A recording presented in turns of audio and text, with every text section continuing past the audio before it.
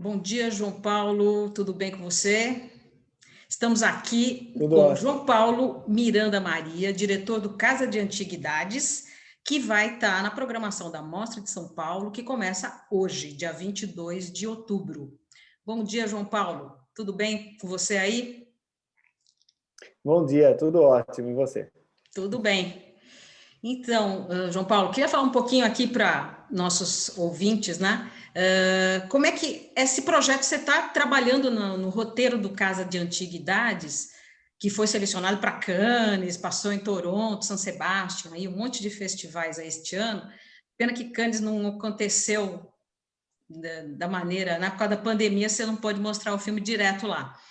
Mas é um projeto que você está trabalhando desde 2015, é isso? A história? Isso, exatamente. Eu comecei desde 2015, e também em 2015 que começou assim a minha carreira, né, com o meu primeiro curta-metragem, que é o Command Action, que aí Tá. esteve lá na Semana da Crítica, e aí eu comecei a escrever de lá para cá, né, de 2015, né, e aí o filme foi filmado ano passado. Uhum. E você também participou do Cine Fondation, você participou de uns laboratórios lá em Cannes, né, para desenvolver o roteiro, é isso? Isso, porque foi assim, né? Como em 2015, né? Eu estive em Cannes pela Semana da Crítica, né? Com meu primeiro curta-metragem, que foi o Command Action, e automaticamente eles me convidaram para participar de um laboratório que se chama Next Step, para ficar em Normandie durante umas 2 semanas. Foi até lá que eu conheci a coprodutora francesa, que é a Didar Domerry, da Manek Filmes, que é a coprodutora do filme Casa de Antiguidades. E depois, em 2016, de novo, voltei a Cannes, mas com meu segundo curta, que ganhou o prêmio do júri na competição oficial. E aí, em 2017, é que eu fui participar, consegui ser selecionado pelo projeto de residência Cine Fondation, né? Que a Cine Uhum. Fondation, ela era de várias maneiras, né? Ela faz parte do Festival de Cannes e ela tem tanto uma mostra que é para curta-metragistas universitários É e aqueles filmes tem de também a formatura, né? residência. Os filmes de formatura de Isso, curso de e tem cinema, né? isso, e isso é uma coisa. E eles têm também, a parte disso, o que eles chamam que é a residência artística, que eles selecionam 6 diretores que estão escrevendo o seu primeiro ou segundo longa-metragem, para eles Uhum. ficarem 6 meses, um semestre, em Paris, né, com apoio, com bolsa deles, para desenvolver o roteiro. E foi o que aconteceu comigo. Legal. Bom, resultado a gente está vendo aí na tela, né? E Antônio Pitanga, né? Que é uma lenda viva do cinema brasileiro, né?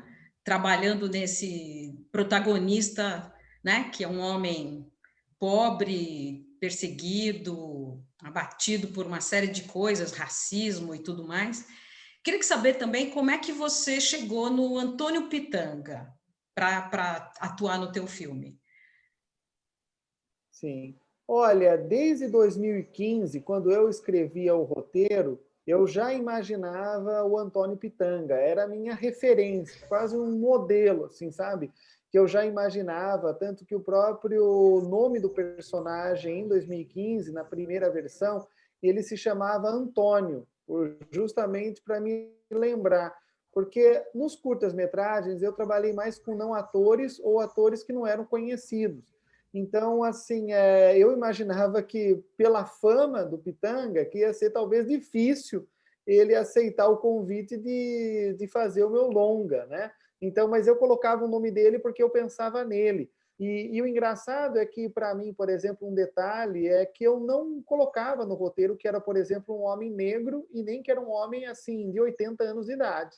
E que isso, na hora, os produtores até se surpreenderam, porque não imaginavam que, quando me perguntaram quem que eu sonharia em convidar para ser o ator, eu falei Antônio Pitanga. E aí a primeira reação fala, nossa, mas você tem que conhecer ele, como é que ele está, e não sei o quê, né? É, porque os Tem uma franceses têm idade bem muito a avançada. referência do cinema novo, né? Os franceses têm essa memória do cinema novo, então Antônio Pitanga, para eles, é também uma lenda, né? Então, mas assim, eu vejo que assim, as pessoas assim conheciam o nome dele depois de pesquisar, né? Porque ele teve toda uma importância que para mim é fenomenal, porque para mim uma coisa que o personagem tinha que carregar, quando eu descrevi no roteiro, é que ele carregava a história de um povo, ele carregava a história do povo brasileiro, assim, com muitas marcas do tempo, e que ele simbolizava esse homem brasileiro, né, rústico, que parece uma pedra bruta, que esconde ou guarda para si sentimentos e que não os revela, né, à primeira vista. Então, eu já descrevia dessa forma o meu personagem. E aí, para mim, além disso, quando eu falo história, eu penso de imediato uma questão cultural e também da história do cinema. O filme tem toda uma questão própria também de linguagem, que é para justamente dialogar também com a história do cinema, com os grandes nomes. Então, assim, ao escolher e chamar Antônio Pitanga, é uma coisa dupla, sabe? Porque ele reverbera, traz toda uma presença que seja, digamos, fica, né, entre linhas, que é, na verdade, o peso da história do cinema brasileiro. Então, ele traz ali a história, a nossa cultura. Então, por isso que eu pensava muito nele, sabe? Porque eu não conseguia ver na minha cabeça um outro ator que carregasse esse peso da história como o Antônio Pitanga. E aí, então, os produtores, né, fizeram um encontro para conhecer no Rio de Janeiro o Antônio Pitanga, finalmente, tanto que eu falava dele, e aí fui conhecer ele, e para mim foi incrível, e da mesma maneira eu também falei, e também, digamos, provoquei, porque eu falei, Pitanga, eu não estou te chamando por uma homenagem, assim, não é uma homenagem, eu estou te chamando para a fogueira, eu estou te É um chamando para papel fazer um difícil, filme né? É um papel forte, atormentado, né? um, Difícil mesmo. um papel difícil, uma coisa muito forte, uma presença incrível, visceral e silenciosa, minimalista, porque para mim o ator, para mim ele não é um corpo, o ator ele é um ser pensante. Eu preciso enxergar na tela que os meus atores eles estejam pensando, refletindo, para que qualquer gesto que eles façam parece que imprevisível, justamente porque eles estão pensando, raciocinando em cena. Então, para mim, era muito importante, tanto que nossos ensaios não eram nada corporais, e sim intelectuais, e referências, textos, debates, conversas, durante todo o tempo, até a hora da filmagem. Né? É muito interessante porque o personagem do Pitanga, o Cristóvão, ele é um homem velho, sofrido, um trabalhador assim explorado, né? De muito tempo que é deslocado ali de Goiás, né? Para aquele lugar no sul do Brasil, aquele sul branco, racista e meio nazista, né? Que o pessoal fica falando alemão o tempo todo. E ele traz uma história dele, como você diz, ele não fala muito, ele não consegue pôr para fora o que ele pensa, o que ele sente, mas aquele olhar dele, aquele corpo dele nos diz tudo, né? Da situação de opressão e de raiva contida que ele está também, de tudo que ele sofreu, né? Sim, com certeza, com certeza. Para mim, assim, eu acho que é, é o meu primeiro longa-metragem, mas assim, eu já conversava muito com o Pitanga desde o momento que conheci ele, que realmente era esse desafio. E o filme em si é um filme de risco, porque de fato não é um filme para querer trazer mastigado, sabe, para o Uhum, público as informações. uhum. Não é um cinema para trazer de uma maneira. Ai, desculpa aqui a sirene. Tudo bem. Mas não é para trazer tudo assim na bandeja, de uma maneira fácil. É justamente para as pessoas verem aos poucos, sabe? Surgindo ali por várias camadas ali na imagem, conforme o transcorrer, aquela contemplação, a gente vai conseguindo redescobrir o sentido das coisas. E muita coisa a gente é mais pressente do que ela é clara ou lógica de uma maneira convencional. Então, para mim, era muito mais importante o silêncio, a não ação, o não visível, do que simplesmente mostrar. Muita coisa acontece fora de quadro, muita coisa é sugerida, muita coisa é o personagem de costas, muitas vezes é o personagem em silêncio, muitas vezes é só o olhar, como você mesmo bem disse. Então, é essa coisa mais simples. É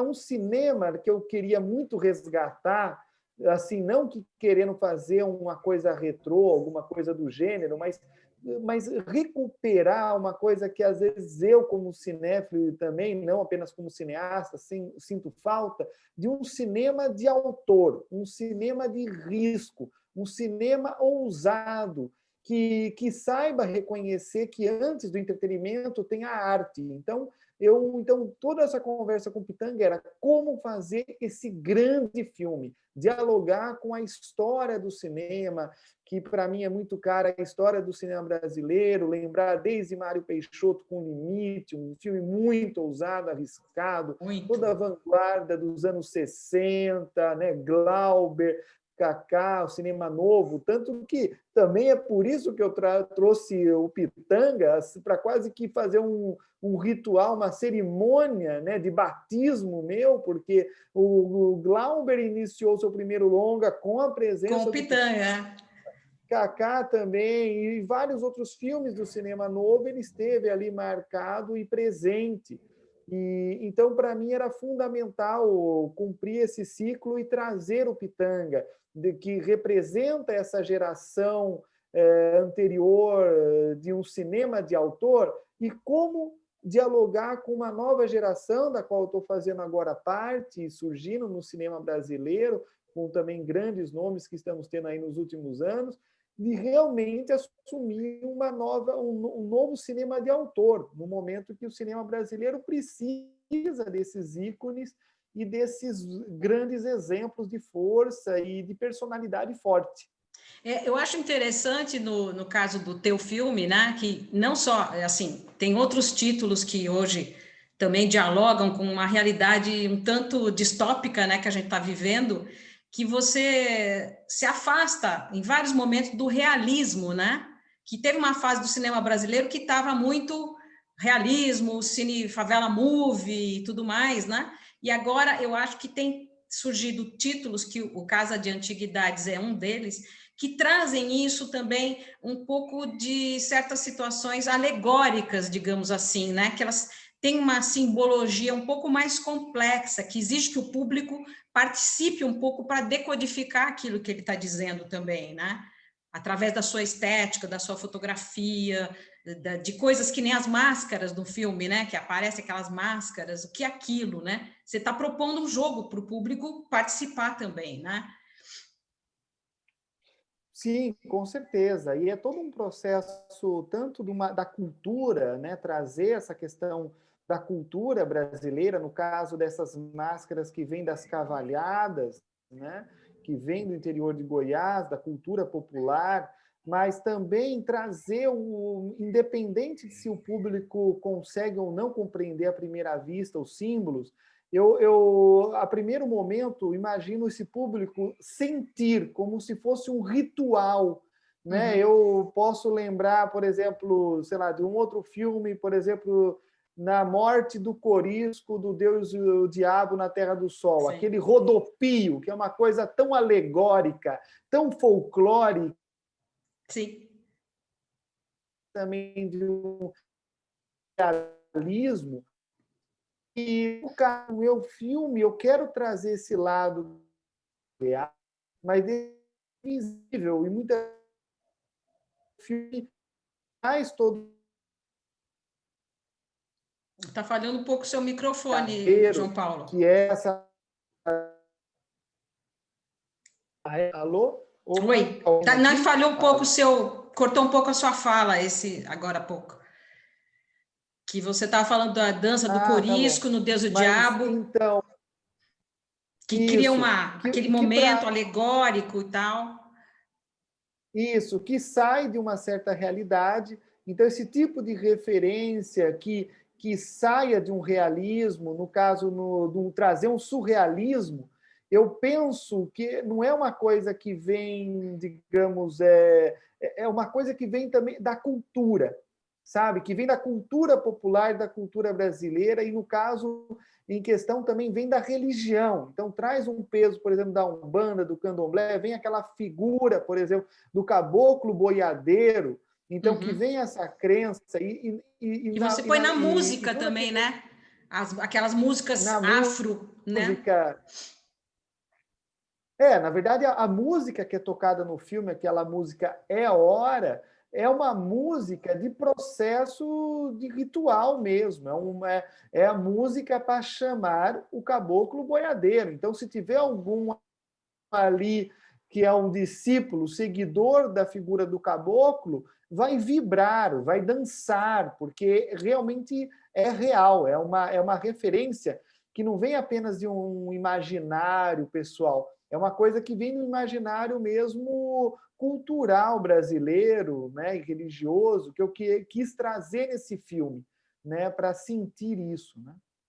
Legal. E você também trouxe na fotografia o fotógrafo de uma mulher fantástica, né? O Benjamin Echazarreta, que é muito importante assim a maneira como você constrói esteticamente o teu filme. A primeira imagem é muito intrigante, né? Você fala, gente, estou numa ficção científica, né? Que você instaura já um estranhamento ali, né? Eu achei muito interessante. Queria que você falasse um pouco dessa participação do Benjamin no filme.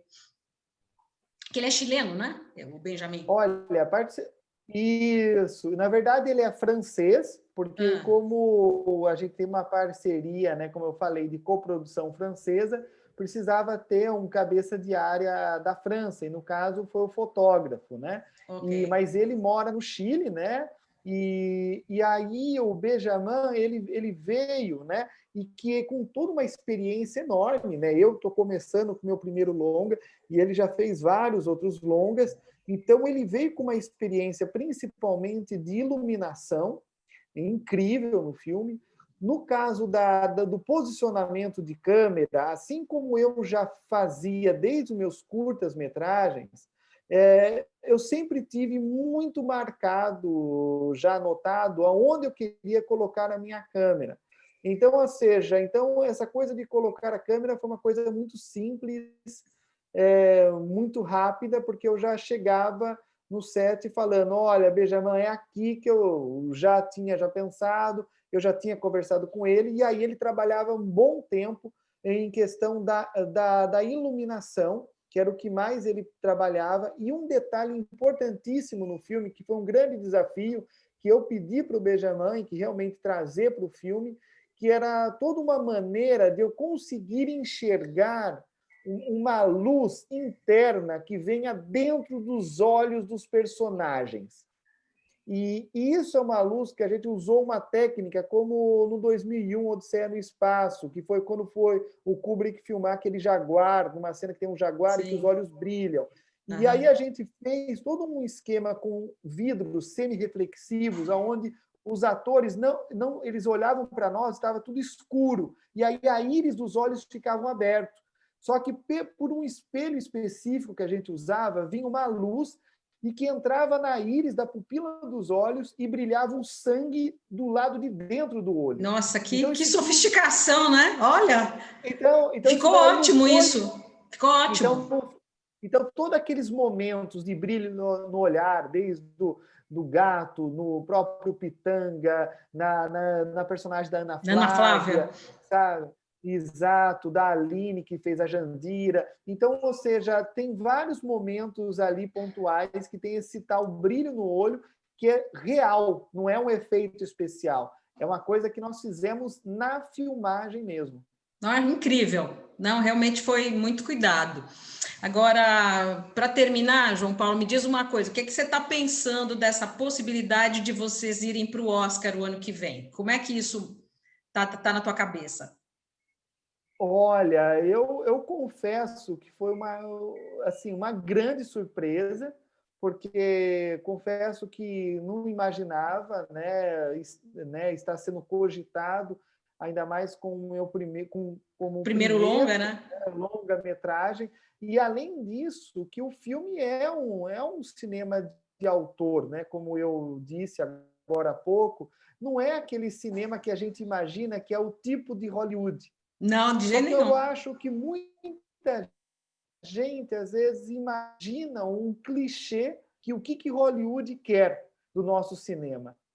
E aí, eu acho que até por arriscar e por ousar, foi o que também chamou a atenção, porque a gente começou a cogitar essa história do Oscar, porque depois que o filme passou em Toronto, vários críticos, né, internacionais olharam vários filmes, e aí a Variety, né, que é, né, Sim, a a grande grande revista aí Bíblia, também, né? tanto online e tal, exato. Eles começaram a ir atrás de todos os grandes críticos internacionais que acompanharam Veneza, né, a lista de Cannes, o Toronto, e aí que assistiram aos filmes, e eles chegaram numa listagem completa de todos os Oscars e tal. E no caso da lista dos 5 que eles sugerem, imaginam, apostam que serão os potenciais para entrar para o Oscar internacional, está lá o nome de Casa de Antiguidades. Uma coisa que assim não veio de nós, foi uma coisa que veio de fora e que Uhum. eu fiquei surpreso, assim, com uma grande surpresa. E é claro, se eles imaginam que lá de fora, se eles lá de fora reconhecem, imagina que nós temos chance de chegar entre os 5, então é claro que a gente agora começa a sonhar grande e de vir realmente para competir, para mostrar a força do nosso cinema, né? Sem dúvida, eu acho que. E a gente tem que parar com essa história de pensar, qual é o filme que vai agradar Hollywood? Isso é bobagem total. A gente tem que pensar num cinema potente, que diga o que tem que dizer, do jeito que tem que dizer, e pronto, né? Tem que ficar com essa coisa subalterna, né? Essa complexo de vira-lata, né? Que no cinema não, Exatamente, pelo menos, né? Já chega a política que a gente exatamente. está vivendo um momento assim. Vamos, a arte tem que ser mais forte que isso, né? Também concordo. É. Não é?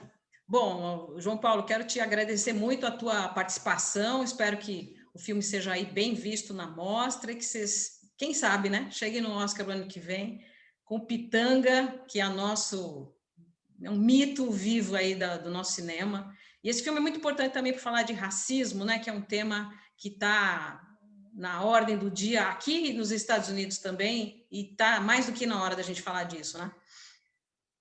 É um filme que aborda a questão do racismo, mas também ele traz toda uma questão da intolerância, né? Sem dúvida. Ele traz toda uma questão de intolerância, traz a questão de um fascismo, de um machismo, sabe, uma xenofobia também, né? Terrível, Então terrível. isso traz o filme trata muito sobre intolerância e é um momento que condiz aí com nossos dias, infelizmente. É verdade. Está dialogando com o nosso momento, mas a arte tá fazendo seu papel. Te agradeço muito, João Paulo. Boa sorte para você aí daqui para frente. Eu que agradeço.